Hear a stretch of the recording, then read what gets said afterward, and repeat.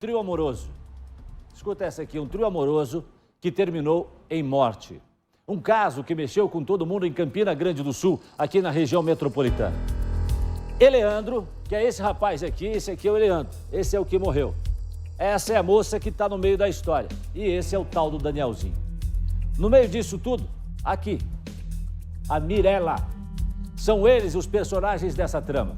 A jovem é apontada como pivô de um crime brutal. Mirella era casada com Eleandro, mas o relacionamento sempre foi difícil, conturbado, até que chegou ao fim. É aí que ela conhece um antigo amigo, que é o Danielzinho, a ex-amigo do Eleandro. E aí eles engatam um relacionamento, a Mirella e o Danielzinho. Danielzinho é um cara possessivo, não acredita que o casamento da namorada tenha terminado de verdade, até que chegamos a esse ponto final dessa história. Final não, porque tem muita coisa ainda para ser investigada e ser apontada. Mirella faz um convite para o ex, diz que tinha terminado com o Danielzinho e queria conversar, queria bater um papo, quem sabe ali não teria a chance deles reatarem. Mas jamais poderia imaginar que acabaria encontrando o antigo amigo na casa. E aí o caso de amor e ciúmes se transforma num crime bárbaro. Coloca a reportagem no ar.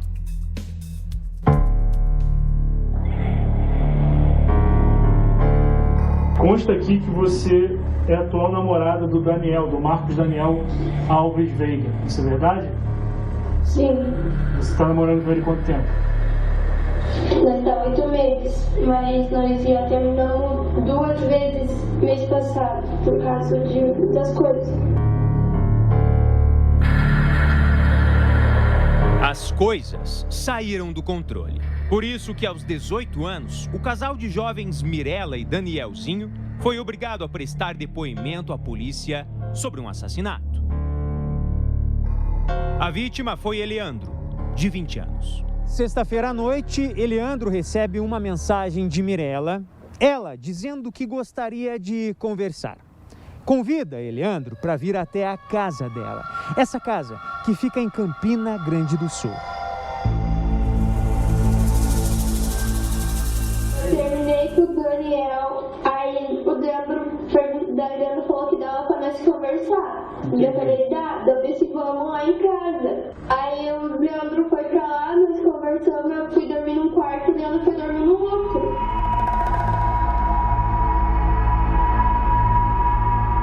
Mas nessa casa, Mirella e Eleandro não estavam sozinhos. Junto estava Marco Daniel, ou Danielzinho, o atual namorado de Mirella. Eu tava dormindo, da hora que eu levantei, eu vi o Daniel com uma faca cheia de sangue e eu fui pro banheiro, eu fui me esconder no banheiro. E ele metia a mão, metia o pé na porta do banheiro e falava, você saia daí que você também vai morrer. E aí você foi pra casa do irmão dele, é isso? Uhum. Que é aí em 4 Barras. Uhum. Eu fui atrás e falei pra ele se entrega. Falei, mais fácil você se entregar agora do que você ficar aí dessa vida que você tem. Marcos Daniel, ou Danielzinho, foi preso em flagrante e segue detido aqui na Delegacia de Polícia de 4 Barras, na região metropolitana de Curitiba. Aos policiais, ele não demonstrou nenhum arrependimento, muito pelo contrário. Ao confessar o crime, disse se arrepender apenas de uma coisa: de não ter matado a atual namorada, Mirella. No depoimento, Danielzinho confirma a ameaça. Você ameaçou de morte? Falei pra ela ficar ligeira, porque se ela me trair enquanto eu estiver presa, aí não vai ter jeito. Você vai matar ela. A história, até aqui, tem 2 vítimas, Mirella e Eleandro, e um assassino, certo? Não é o que pensam os parentes de Eleandro. Ela sempre dava um perdido no meu irmão para ir ver outros rapazes. Quando voltava como vítima, né? Me estruparam, fizeram isso. Tanto que um dia minha mãe pegou e falou, então tá, nós vamos na delegacia, vamos fazer o BO, fazer corpo de delito, porque é o que tem que fazer se você for estrupada. E lá a gente vai dar um jeito. E ela sempre, não, eu não vou, eu não quero. Sempre a desculpa para ela se passar por vítima.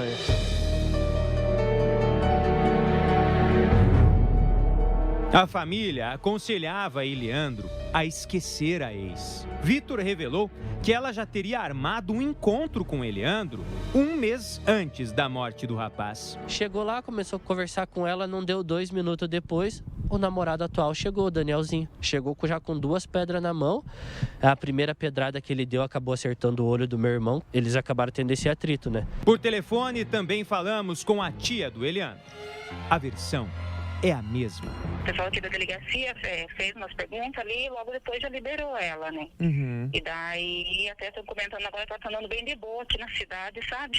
Depois que aconteceu o homicídio, ela estava na casa também. Ela podia muito bem ter pedido socorro, ajuda. Ou não, pelo contrário, depois que mataram meu irmão, ela fugiu com o rapaz que matou. Mirela disse no depoimento que fugiu depois do crime porque foi obrigada por Danielzinho. E eu gritava, para, por que você fez isso? O que você fez com ele? Ele bem assim, eu ainda não matei aquele verme. Ele ainda tá pedindo socorro. Nisso ele pensou, você vai embora comigo ou você também vai morrer. Aí ele pegou, grudou meu cabelo e foi indo. Daniel deve ser indiciado por homicídio qualificado e ameaça. Mirela fez uma importante revelação. Tô grávida do Daniel. Você tá grávida, Daniel? Tô.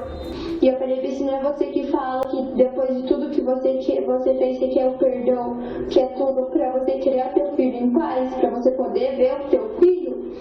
E ele pegou assim, dele pensou, eu vou me entregar. E ele foi se entregar. Você ameaçou ele de morte? Falei pra ela ficar ligeira, porque se ela me trair enquanto eu estiver preso, ele não vai ter jeito. Você vai matar ela.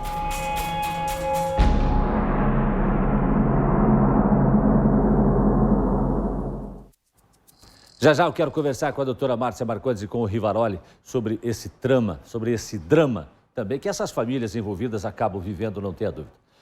E olha, um homem de 42 anos, trabalhador, pai de família, que sobe sem qualquer explicação. Eu já trago isso para você aqui no Balanço Geral, porque eu quero terminar de conversar aqui sobre o assunto da Mirela, doutora Márcia Marcondes e também Guilherme Rivaroli. Vocês acompanharam atentamente aí a reportagem do Emanuel Perim. Quero chamar o Emanuel aqui também e queria a opinião de vocês a respeito disso.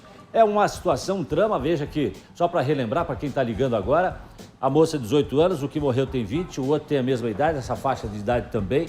Quer dizer, o Leandro, que é o que morreu, que é o que está com essa camisa colorida aí, teria sido amigo do Danielzinho, que é o que cometeu o crime.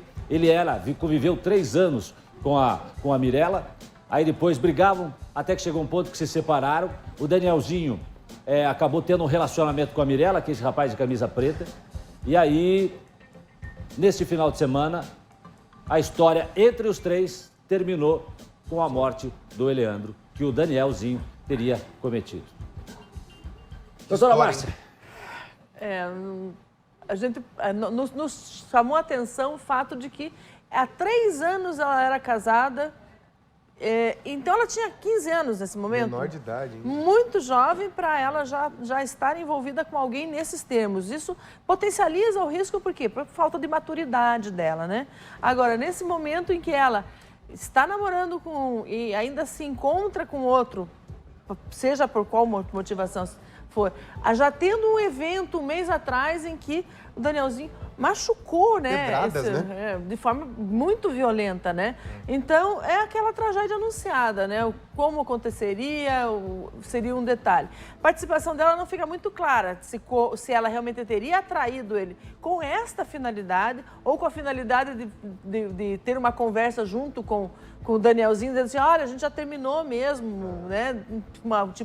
Uma prova de finalização daquele relacionamento. Mas, enfim, ainda faltam alguns detalhes sobre essa dinâmica. Mas a motivação é evidente e a posse dele em relação à Mirela.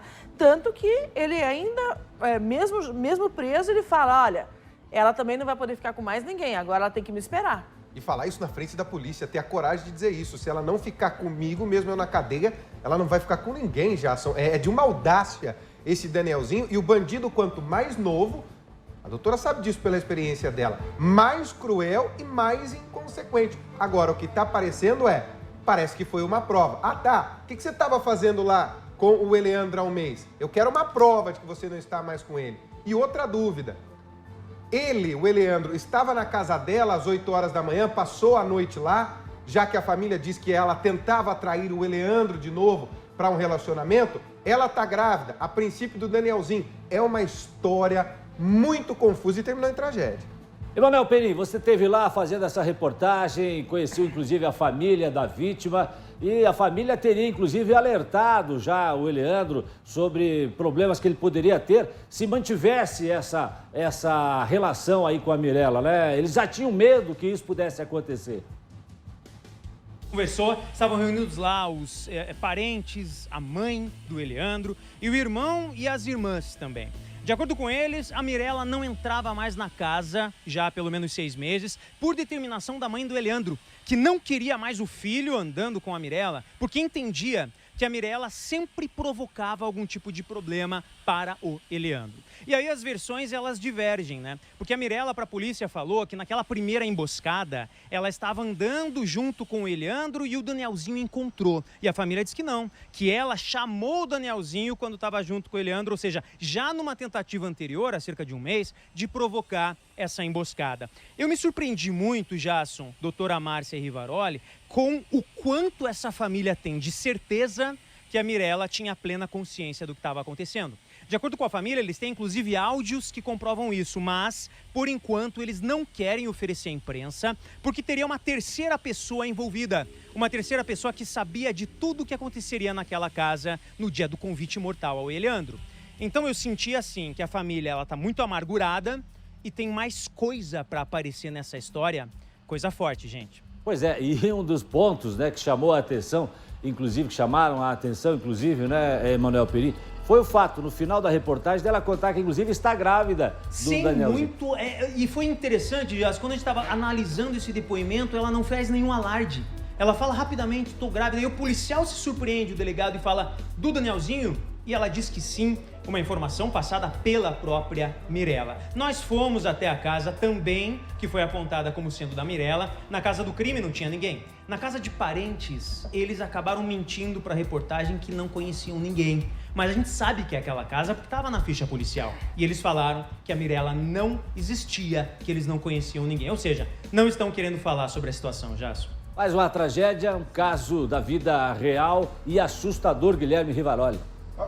Vai mostrando tudo que o Emanuel está relatando pra gente, da própria família, a própria família dela não reconhecer que ali fosse a casa da Mirella, da família do Eleandro, daquele que foi morto, do rapaz que era casado com ela há 3 anos, da família negar essa jovem, vai mostrando que o envolvimento dela pode ser muito maior que também ser uma das vítimas dessa história.